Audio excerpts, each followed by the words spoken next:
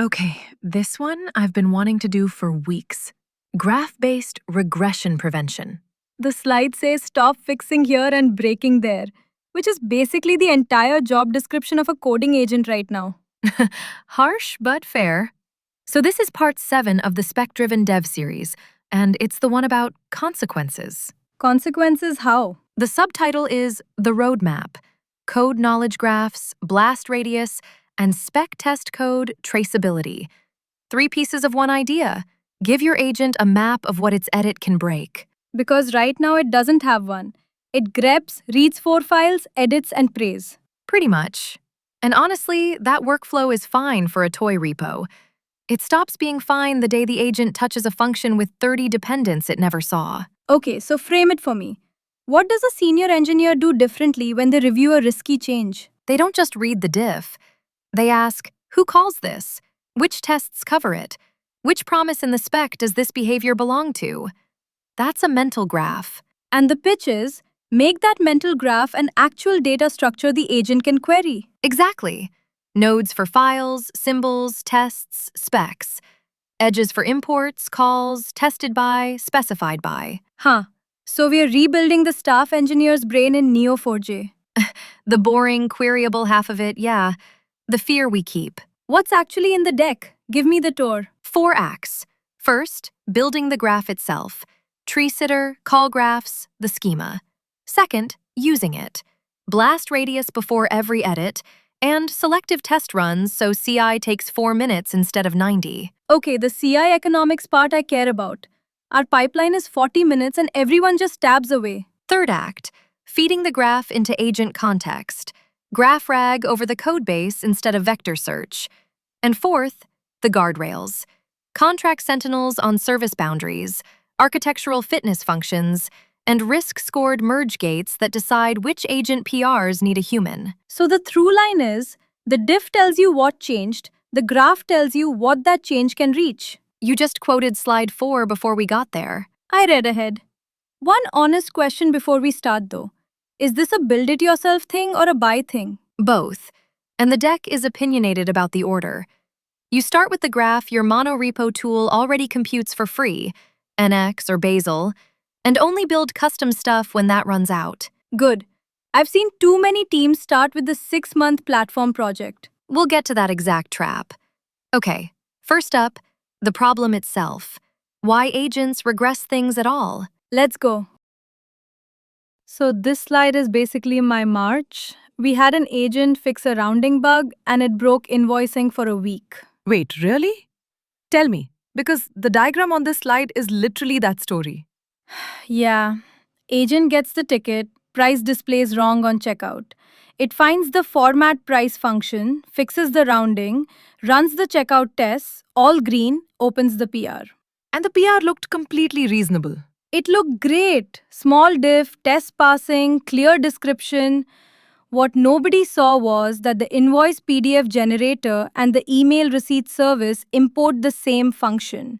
They depended on the old rounding. And nothing went red anywhere because the agent only ran the checkout tests. Nothing. We found it when a customer emailed about their invoice totals not matching their receipt. 2 weeks later.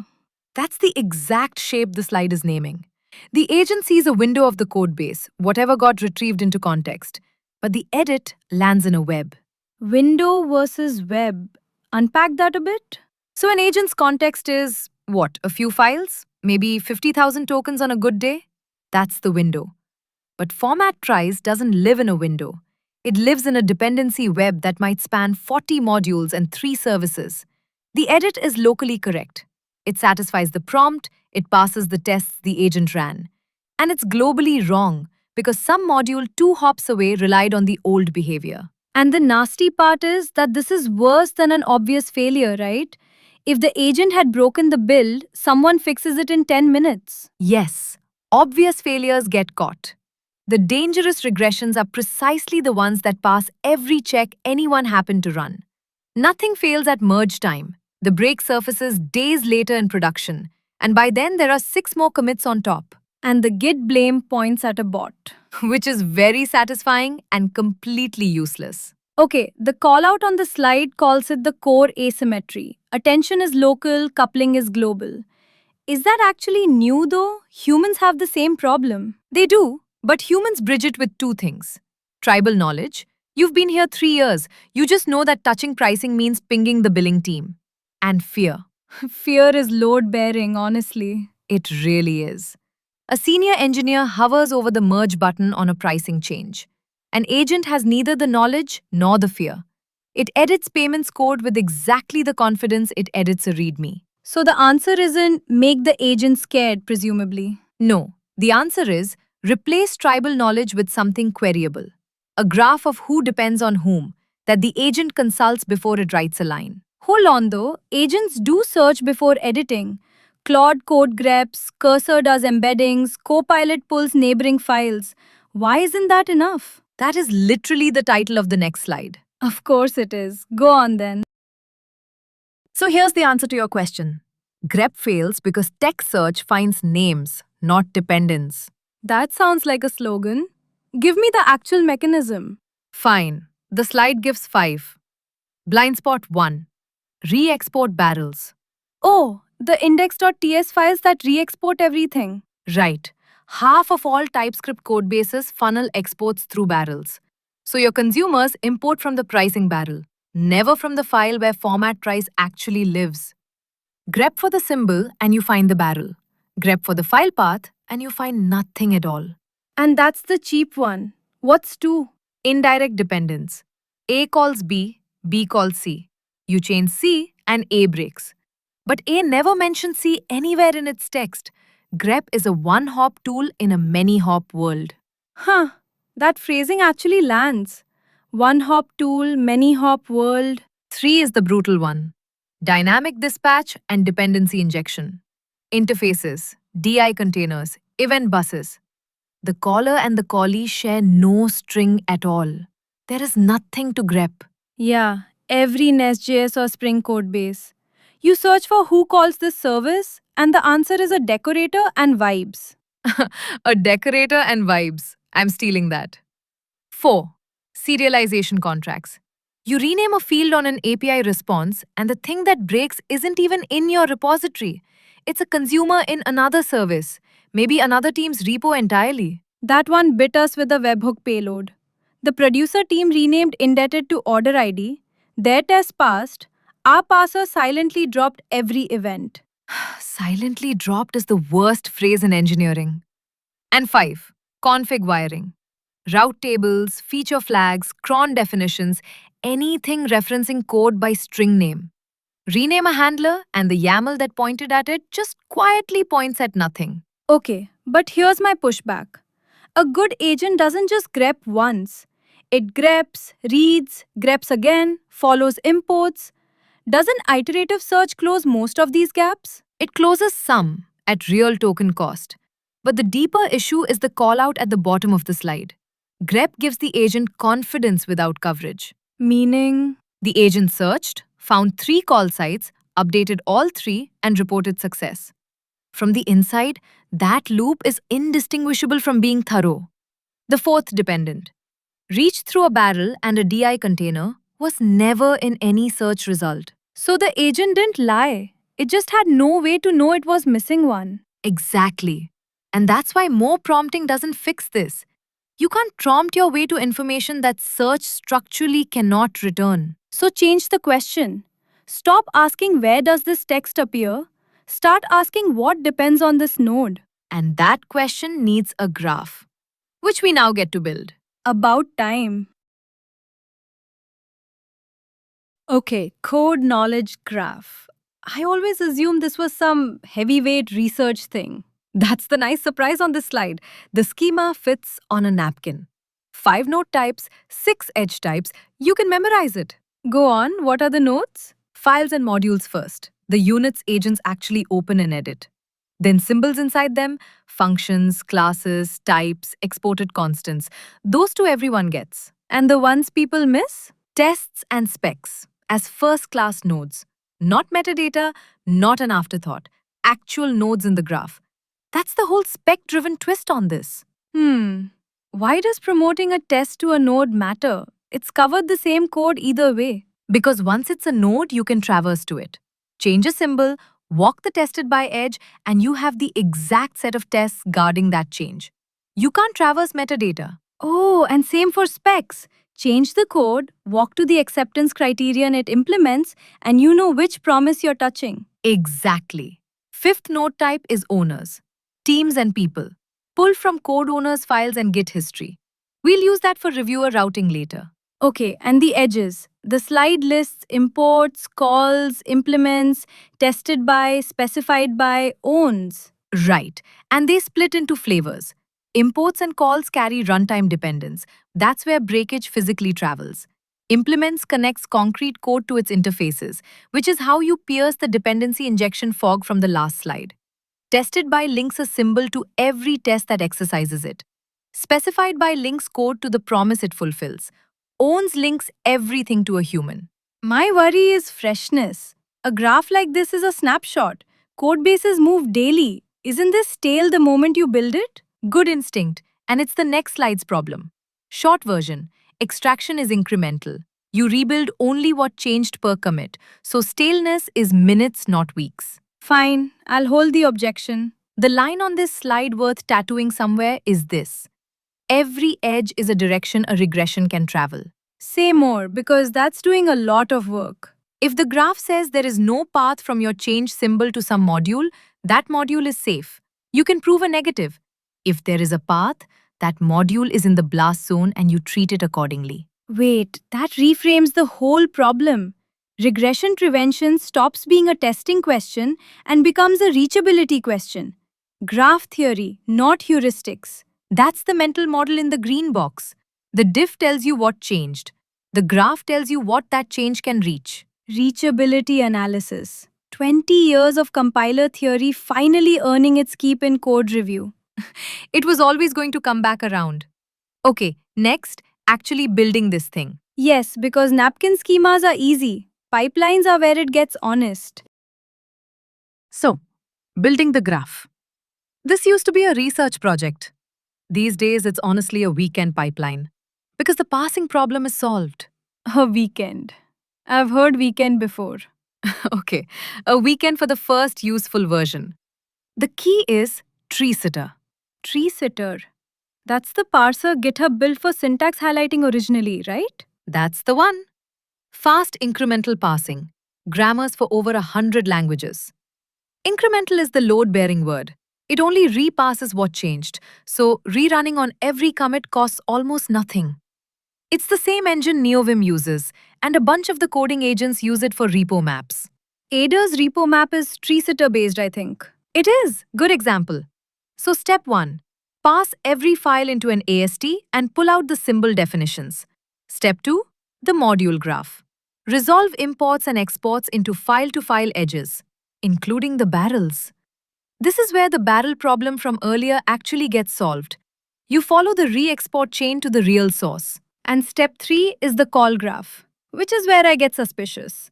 Static call resolution is famously hard. Method calls, interfaces, callbacks. Right to be suspicious.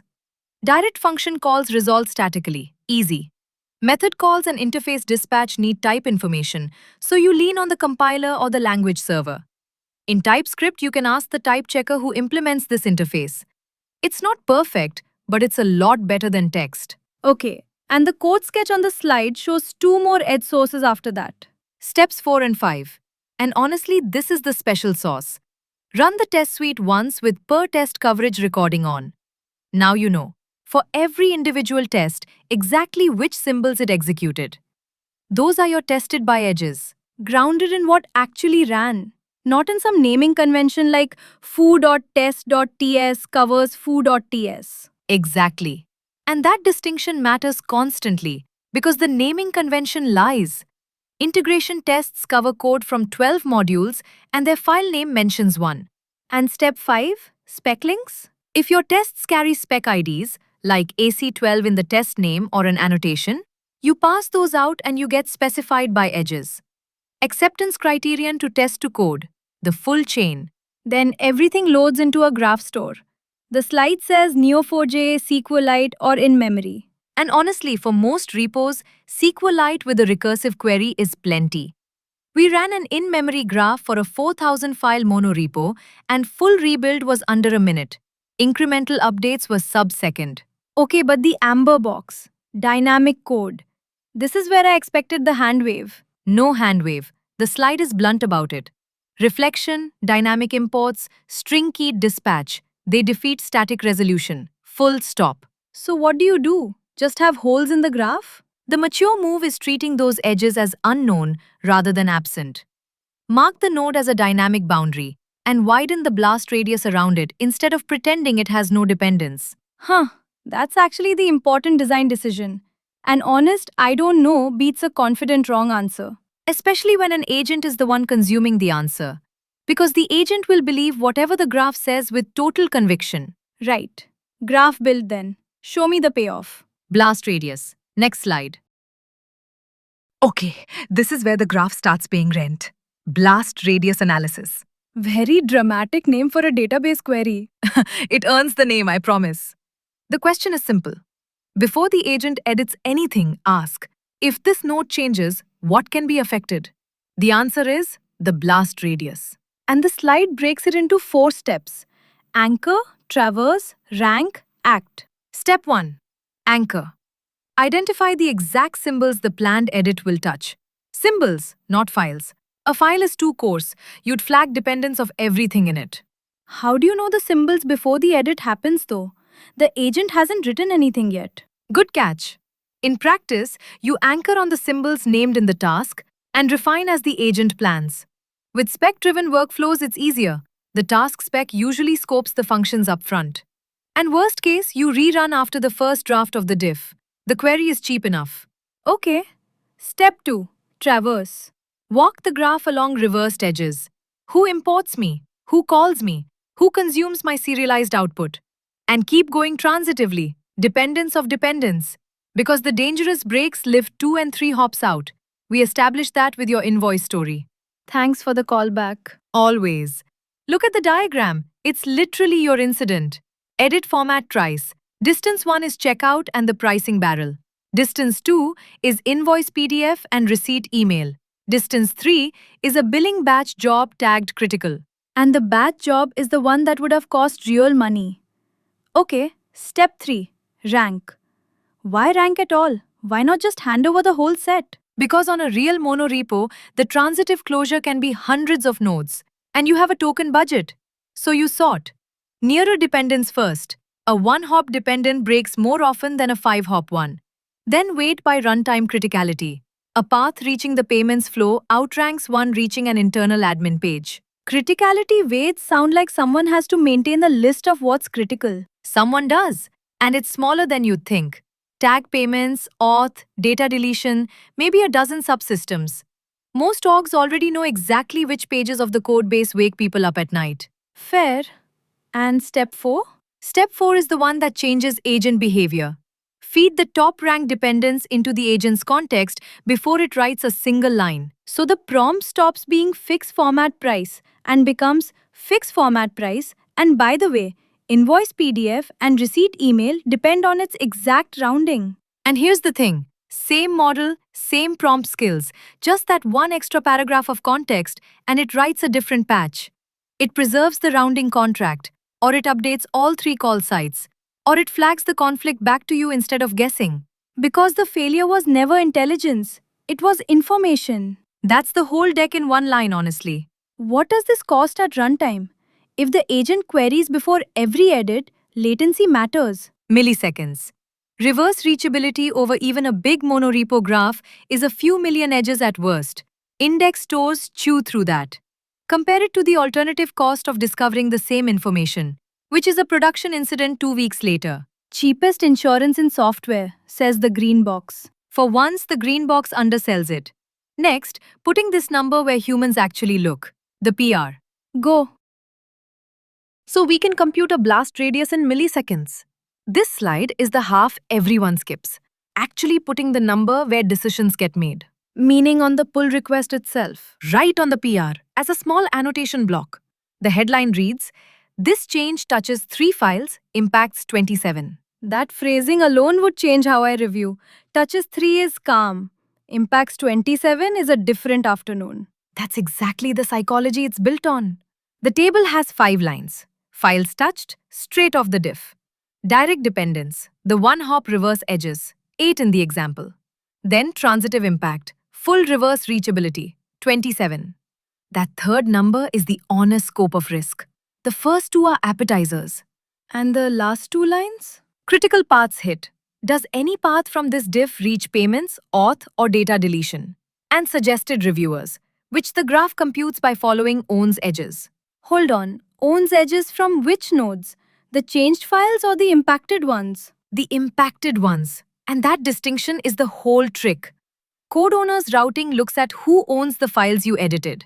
The graph routes to whoever owns the modules you may have just broken. So the billing team gets tagged on a PR that never touches a billing file because their invoice module sits 2 hops downstream. Right, human? First time. Instead of 2 weeks later via a customer email. Another callback to my March. Appreciated. It's a generous incident, it keeps giving. And the green box names why this works. Reviewers calibrate effort instantly. 3 files impacts 4 gets a skim. And honestly should. 3 files impacts 27 including payments gets a careful read. Same reviewer, same morning, correctly different effort. Okay, but I've watched this fail. We trialed an impact bot at my place and it flagged something like 300 affected files on basically every PR. People tuned it out within a month. That's the amber warning. And it kills more of these rollouts than any technical problem. A radius that screams everything is impacted on every PR trains everyone to ignore it. So how do you tune the noise down? 2 knobs. Cap the displayed depth at 2 or 3 hops. Deeper paths still exist, but they live in a collapsible section, not the headline. And collapse low-risk leaf nodes. Nobody needs 40 test helpers enumerated. So the annotation is a trust instrument. The moment it cries wolf, you've built an expensive decoration. Couldn't put it better. Show less, mean more. One more thing. Does the number need to be exact? If the graph misses a dynamic edge, the count is wrong. It needs to be directionally honest, not exact. Reviewers calibrate effort with it. They don't do arithmetic on it. 27 versus 29 changes nothing. 27 versus 4 changes everything. Fair. You promise CI gets faster next. Part 2. Selective verification. This is the slide I flagged at the start. Our CI is 40 minutes, and I would like it to not be. Then you like the premise. Same reachability idea as blast radius? Opposite direction. Instead of asking what can my change break, ask which tests can this change possibly affect and run only those. Run only those sounds like how regressions happen. Isn't skipping tests the original sin? Skipping arbitrary tests, sure. Skipping tests the change provably cannot reach is different. If the graph shows no path from your diff to the search app, the search test cannot change outcome. Running them is ritual, not verification. Provably is doing some lifting there, but go on. There's a whole tool table on this slide. 5 rows, roughly ordered by how fast you can adopt them. NX affected for JavaScript and TypeScript monorepos, it computes a project graph and runs tasks only for projects reachable from the changed files. Turbo repo is the sibling, task graph plus content hashing. So unchanged work isn't just skipped, it gets restored from cache. We run Turbo Repo on a side project. The remote cache is genuinely the best part. Then Bazel. Bazel RDEPS is the heavyweight. Reverse dependencies on a precise build graph at individual target granularity. It's why the giant polyglot monorepos, the Google scale ones, can run CI at all. And the just changed since flag, which I always forget exists. Free and underused. It walks the module graph from your Git diff and picks the affected test files. Great for local loops, a bit coarse for the full story. And the bottom row, coverage map TIA. Finest granularity down to a single test. That's the precision instrument, and it gets the whole next slide, so hold that thought. Fine. Real question though. Humans survive slow CI for decades. We complain, we tab over to Slack, life continues. Why is this suddenly urgent? Because agents don't run the suite 3 times a day. They iterate dozens of times per task. Edit, verify, With a 90-minute suite, that loop is structurally impossible. And then the agent just doesn't verify. It ships its best guess and lets CI find out later. Which is exactly how you get plausible-looking unverified patches. A 4-minute affected run makes verification part of every iteration instead of a finale. The green box says it straight. This isn't a CI cost optimization. It's what makes the agent's inner loop honest. So slow CI doesn't just annoy agents, it changes their behavior for the worse. Same as humans, honestly. Slow feedback rots discipline.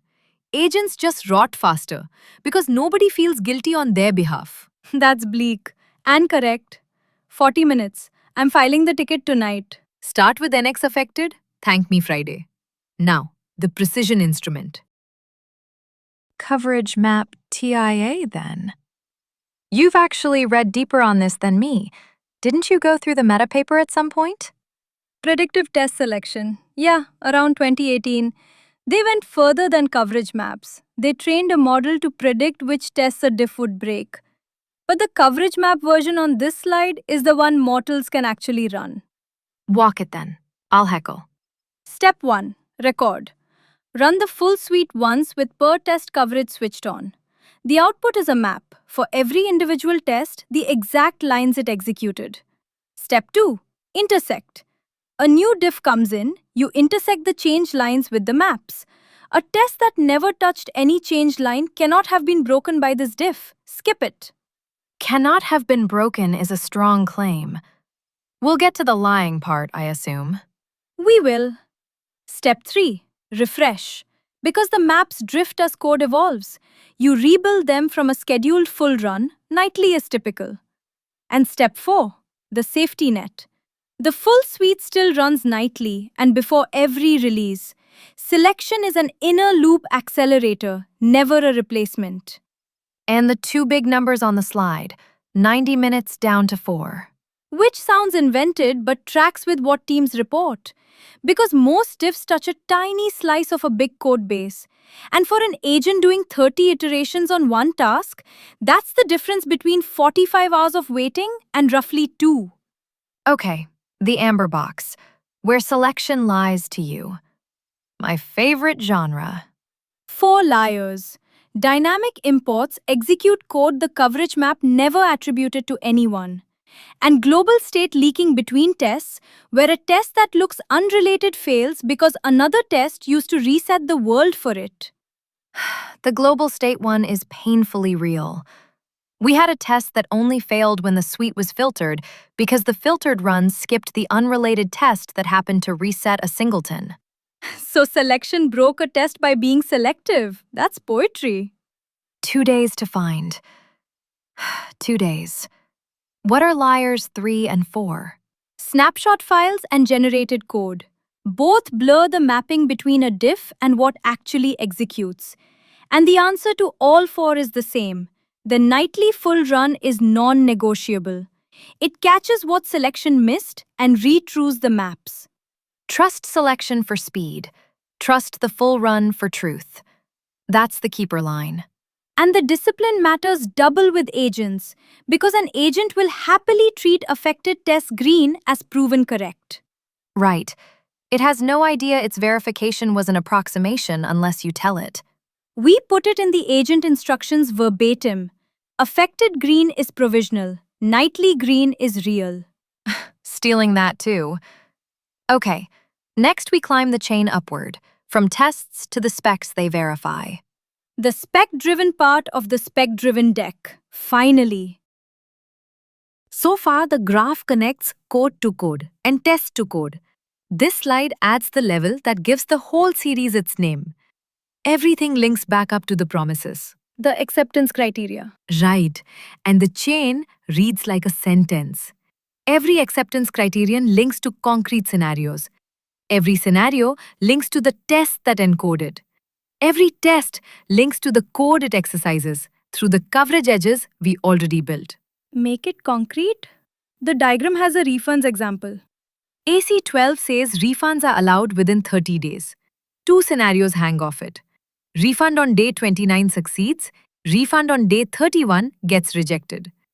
Each scenario maps to a test carrying the spec ID in its name, and both tests exercise the refund service. Promise, example, proof, implementation. One connected path. And none of this is a new idea, by the way. Aerospace and medical device teams have maintained requirements traceability for decades. The avionics standards basically mandate it. What's new is getting it cheaply. The links ride on test names and coverage data instead of a compliance spreadsheet someone updates by hand. Okay, but spec IDs in test names is a convention, and conventions decay. Who keeps AC12 honest when someone renames the test in a refactor? The graph itself, actually. A test that loses its spec ID shows up as an orphan, which is the entire next slide. You keep preempting the deck. It's a gift. Okay, so what does the chain actually buy you day to day? The retrigger rule, which is the bullet I love on this slide. A change to any node retriggers verification of its linked nodes, and it works in both directions. Both directions meaning what exactly? Edit the spec, and the linked tests get flagged stale. They encode the old promise, and someone has to reconcile them. Edit the code, and the linked criteria name exactly which behaviors must still hold. And the linked tests are the minimum set that must pass. So something changed, run everything and hope becomes this changed, so these specific promises are at stake. And notice how much better that second sentence is as agent context. Fix the rounding, and AC12 must still hold, is a fundamentally better prompt than fix the rounding. Now my hard question. This assumes the specs live somewhere a graph can see. Most teams keep theirs in Notion or Jira where they quietly rot. Honest answer? Yes, that's the precondition. This only works if specs are files in the repo, versioned with the code, which is the bet the whole spec-driven workflow already made. So within this series, it's a fair assumption. Outside it, fix that first. Fair. And the green box does a quiet redefinition at the end there. The best line in the deck, I think. A regression is not a test going red. A regression is a broken promise. Red tests are just one way of noticing. And traceability tells you exactly which promise each edit puts at risk, which grep we established at length cannot. At great length. Next up, what happens when a promise has no proof at all? The orphans, go. Oh, I like this framing already. Once the chain exists, the interesting query isn't what's connected, it's what isn't. Holes in the graph are findings. 3 orphan types, and each one is a different flavor of trouble. First one, code with no spec. Behavior nobody ever promised. And the uncomfortable question is it load-bearing or accidental? Because users depend on unpromised behavior all the time. Hiram's law. With enough users, every observable behavior of your system gets depended on, whether you promised it or not. Exactly that. So the agent guidance on the slide is deliberately two-sided. Don't blindly preserve unspecified behavior as if it were sacred. And absolutely don't delete it casually. Flagging it forces a human to answer the question nobody wanted to ask. Orphan 2. Spec with no test. A promise with no proof. The quiet one. That requirement can silently regress forever. And no dashboard anywhere turns red. In my experience, this is the most common orphan by far. Specs get written in planning and the test discipline arrives 2 sprints later, if at all. And the third, a test with no criterion, also known as half of every legacy suite I've inherited. The frozen accident. Someone snapshotted whatever the code happened to do years ago, and now it's load-bearing concrete. It's the number one source of why does this test even exist? Those are genuinely dangerous with agents, by the way. An agent hits a failing mystery test and either contorts the code to satisfy an accident or updates the snapshot and erases the only record of old behavior. Coin flip. And both moves look reasonable in the diff, which is why the orphan label itself is the fix. A test tagged unspecified behavior tells the agent, stop, escalate, don't guess. Okay, the slide's pleasant surprise. Orphan lists as agent backlog. This is my favorite part because it flips the whole deck around. Everything so far protects the code base from agents. This puts them to work. Write the missing test for AC31. Bounded, verifiable, useful. Draft a spec stub for this untraced module. Propose deleting this unreferenced test with reasoning attached. The graph generates exactly the kind of well-scoped task agents are best at. And nobody fights over that work because no human wanted it anyway. Spec archaeology is the chore everyone defers. Forever. And then the green box. Run it in CI. Often counts as a dashboard metric, and on a strict spec-driven repo, new code without a specified by edge fails the gate. Gating on it day one sounds harsh. Legacy repos would have thousands of orphans. So you do what teams did with type coverage. Ratchet it, the count may never go up, and gate only newly merged code. Nobody backfills 4,000 specs in a quarter, and that's fine. And the closing line of the box is a good one. Coverage tells you lines executed. Orphan detection tells you promises kept. Different numbers. And the second one predicts regressions. Okay, part 3. Feeding the graph into agent context. The graph rag bit. Been waiting for this one. So, graph rag. I know the term from the Microsoft paper, the one about summarizing communities in document graphs. This looks different. Same family, different organ. That work was about querying big document corpora. Here the corpus is your code base, and the question is, what does the agent get to read before it edits? Which today is mostly vector search. Embed the task, fetch the chunks that look similar, stuff the context window. And think about what an edit actually needs. The function that breaks is rarely the one that reads alike. It's the one sitting one edge away in the call graph, possibly with completely different vocabulary. Right, embeddings would never connect a function called format price to a cron job called nightly billing export. Zero shared vocabulary, one very real shared dependency. That's the whole argument in one example. Similarity retrieval hands you 10 functions that all mention trice formatting. Graph retrieval hands you the caller, the callee, the type they share, the test that locks the behavior, and the spec line that promised it. Okay, the recipe. 4 steps on the slide: anchor, expand, enrich, prune. Anchor first. Resolve the symbols named in the task to actual graph nodes. The task says fix rounding in format trice, so format trice and the money type become anchors. Embeddings stay useful as a fallback for the fuzzy parts, when the task says the checkout thing is broken and names nothing. So it's hybrid, not a religious war. Graph for structure, vectors for vibes. Graph for structure, vectors for vibes, that's going on a slide somewhere. Then expand.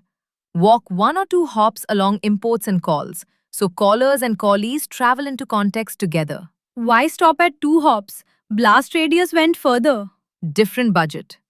Blast radius produces a list of names, cheap per node. Context means full source, expensive per node. 2 hops of code plus a list of names beyond that is the practical compromise. And enrich is the spec-driven twist again. Pull the tested by and specified by nodes along for the ride. The contract travels with the code. The agent sees not just what the function does, but what it promised, and which test enforces the promise. Then prune. Rank by distance and criticality, cut to token budget. Closest, riskiest context wins. Right. And even with 200,000 token windows, you still prune, because attention quality degrades long before the window fills. Stuffing is not winning. Hold on, the green box claim. Connection beats similarity. Always or for this job? For edits, almost always. For exploration, finding where something lives in an unfamiliar repo, similarity still earns its seat. So the practical rule is vectors to find the anchor, graph for everything after. And the punchline is the same as slide 6. Same model, better context, fewer regressions. Because the context finally matches the shape of the problem. Code isn't prose. It's a graph wearing prose as a costume. Very poetic. What tools do I buy to get all this? Next slide, the shopping list. Remember slide 1? When you worried this was a 6-month platform project? This is the slide where I pay that off. I remember being promised a trap discussion, yes. The good news is, very little of this gets built from scratch. The table has 5 rows. Source graph first, a references and definitions code graph at organization scale, thousands of repos. With an API, your agent tools can call. Who references this symbol? Where is it defined? We had SourceGraph at my last place. The cross-repo navigation alone justified it. 600 repositories, and you could actually answer who uses this. Then, CodeQL, which is the deep end. It compiles your codebase into a semantic database you query with a data log-like language. Data flow, taint tracking, call paths. That's the Semmeltech GitHub acquired, right? I mostly know it as a security scanner. That's its day job, finding injection paths and the like. But the same machinery answers impact questions. Can data from this changed function flow into that output? Which is regression analysis wearing a security badge.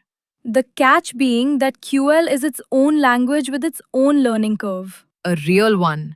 Budget weeks, not days. Row 3. The tree sitter pipeline. The do-it-yourself option from slide 5. You write the extraction, you own the schema.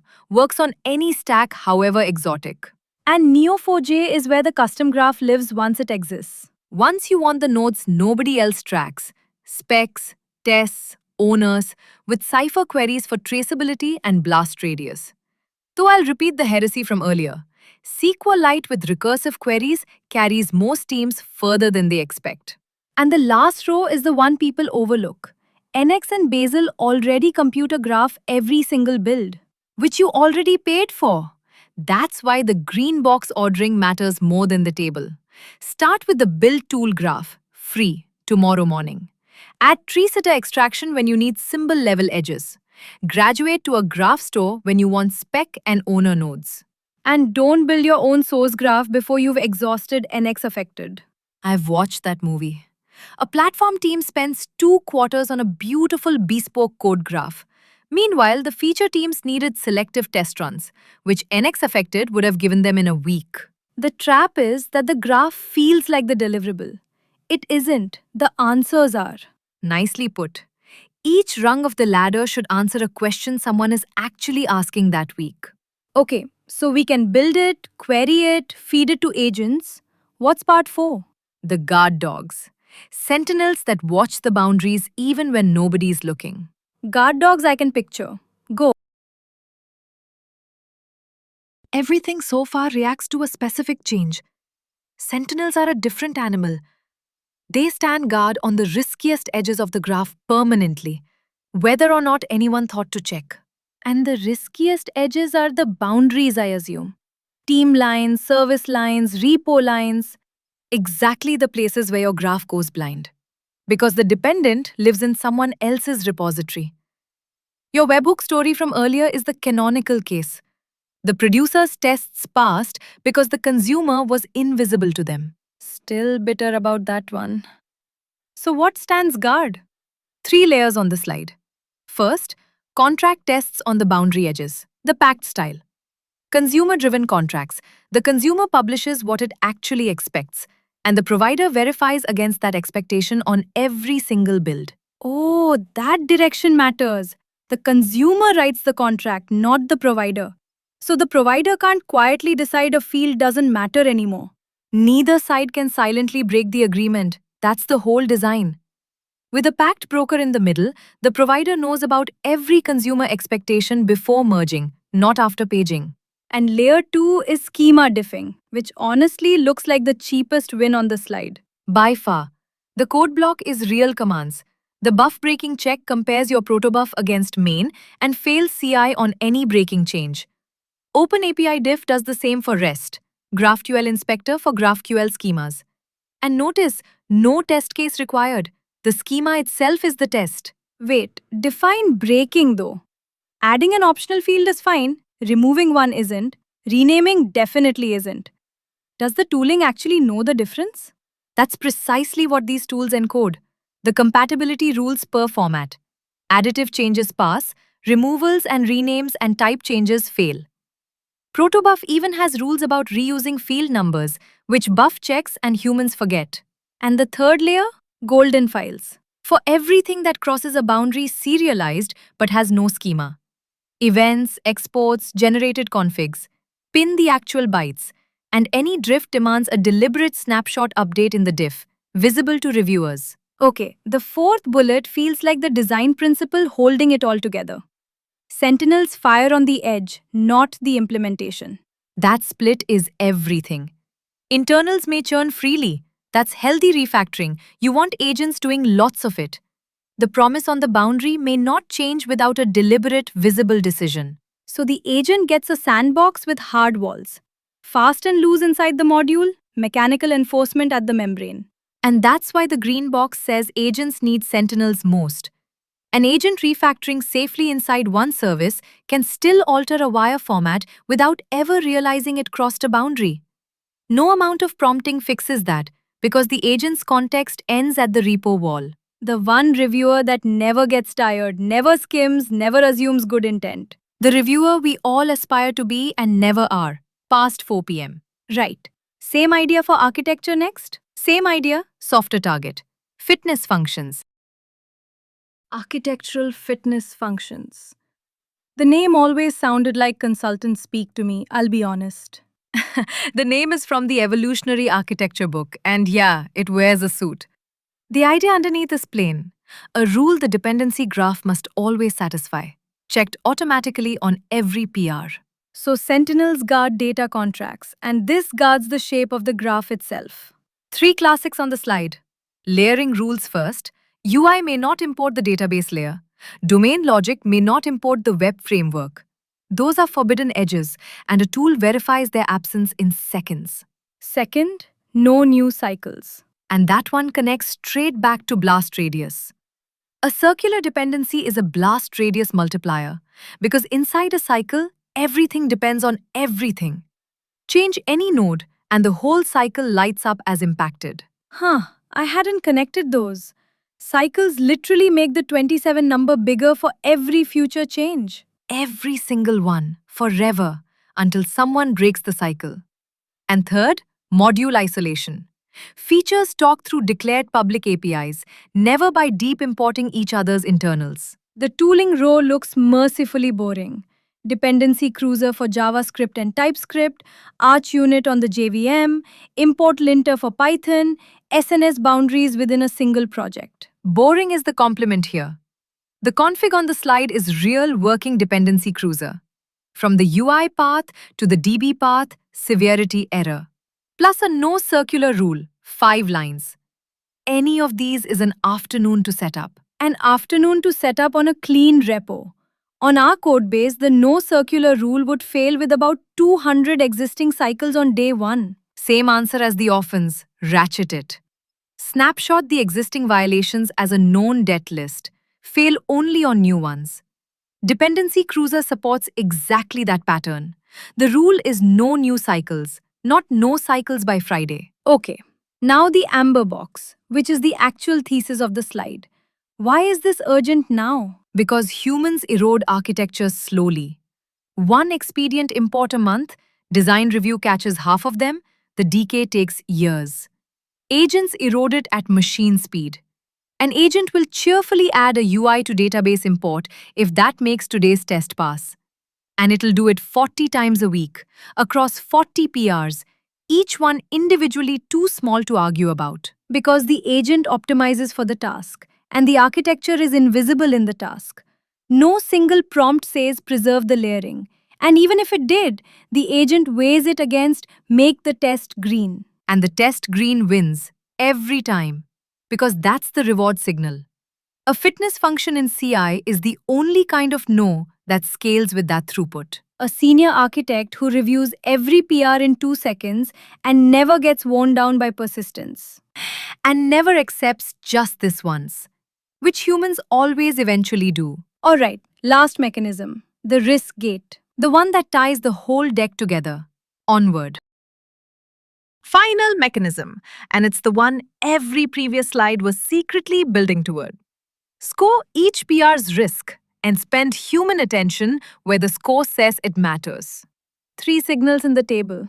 Blast radius we know, the other 2 are new. Radius first anyway, because it's the backbone.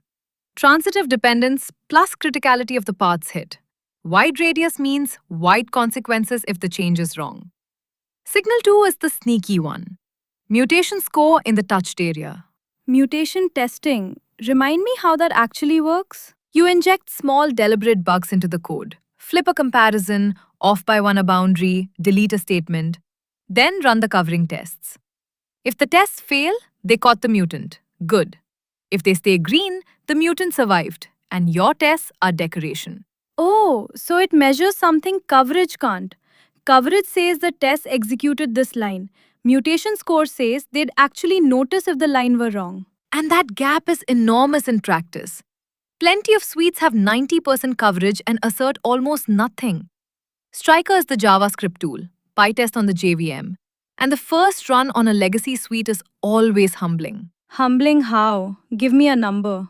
Varies wildly, but seeing half the mutants survive on a suite everyone trusted is not unusual.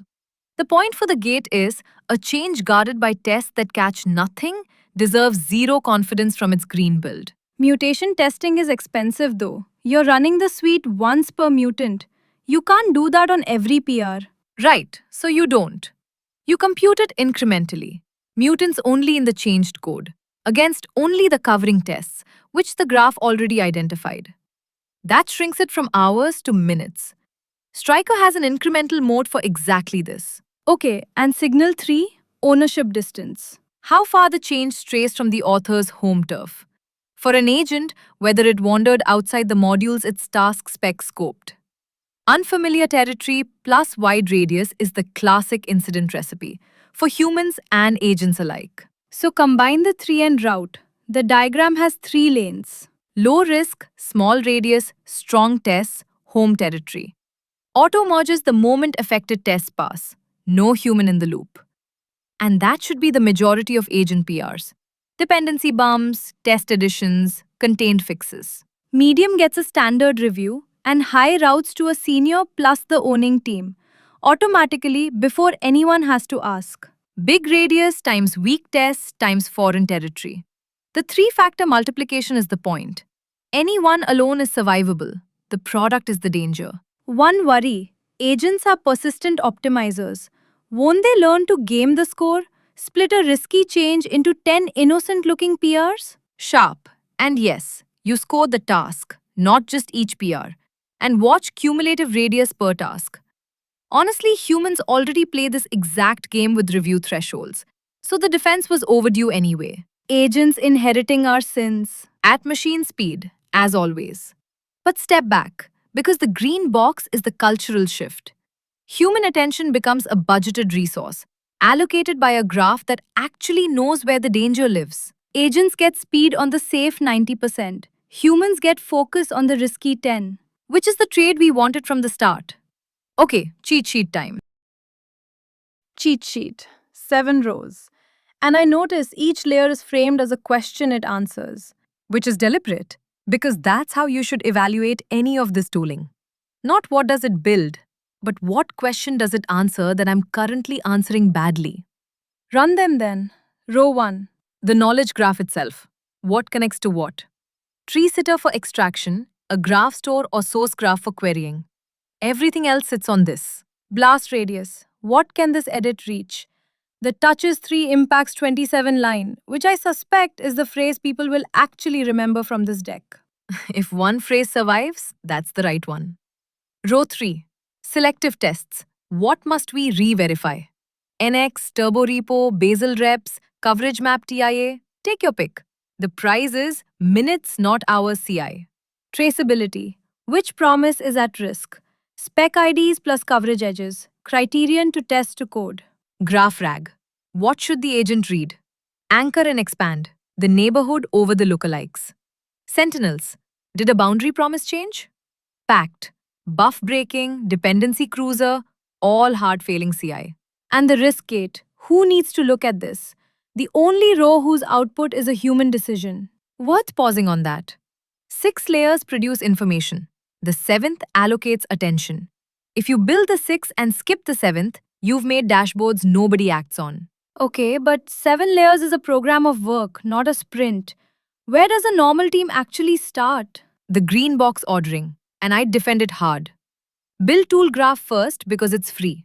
Then blast radius on PRs, specifically because it's read-only.